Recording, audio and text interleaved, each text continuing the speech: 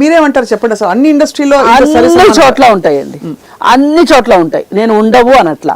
కానీ ఈ అన్ని చోట్ల ఉండేదానికి ప్రభుత్వాలు ఏం చేసినాయి, ఉద్యమాలు చేసిన ఫలితంగా కొన్ని చట్టాలు తీసుకొచ్చినాయి. అవును, ఆ చట్టాలు మీరు కూడా అమలు పరిచారనుకోండి, పాష్ యాక్ట్, అలాగే అదే పని ప్రదేశాల్లో లైంగిక వేధింపులకు వ్యతిరేకంగా నిరోధక చట్టం 2013లో వచ్చింది.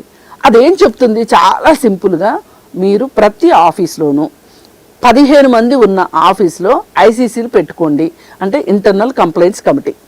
ఈ కమిటీలో ఆఫీస్ వాళ్ళు కొంతమంది, బయట నుంచి ఎవరైనా యాక్టివిస్టులు కానీ ఎన్జిఓలు కానీ పెడితే, ఇప్పుడు ఏ అమ్మాయికైనా ఒక బాధ కలిగింది, అది సమంజసమా అసమంజసమా, అపోహ వాస్తవమా ఏంటి అనేది సంబంధం లేకుండా ఆవిడ వెళ్ళి ఆ కమిటీ ముందు ఒక మాట కంప్లైంట్ ఇచ్చింది అనుకోండి.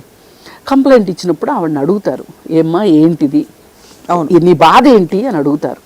అడిగినప్పుడు ఆ అమ్మాయి చెప్పినప్పుడు వాళ్ళకి కూడా, ఆ కమిటీకి కూడా ఇది వాస్తవం అనిపించినప్పుడు అతనికి కూడా ఒక నోటీస్ ఇచ్చి పిలుస్తారు. అవును, కూర్చోబెట్టి మాట్లాడతారు.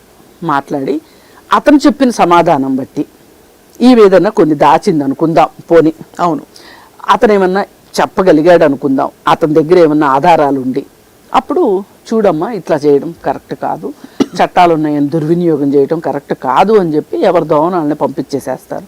లేదు నిజంగానే ప్రాబ్లం ఉంది అనుకోండి, అప్పుడు ఏం చేస్తారంటే అతన్ని మందలిస్తే సరిపోదు అనుకుంటే ఈ ఆఫీస్ నుంచి అతన్ని వేరే ఆఫీస్కి పంపిస్తారు.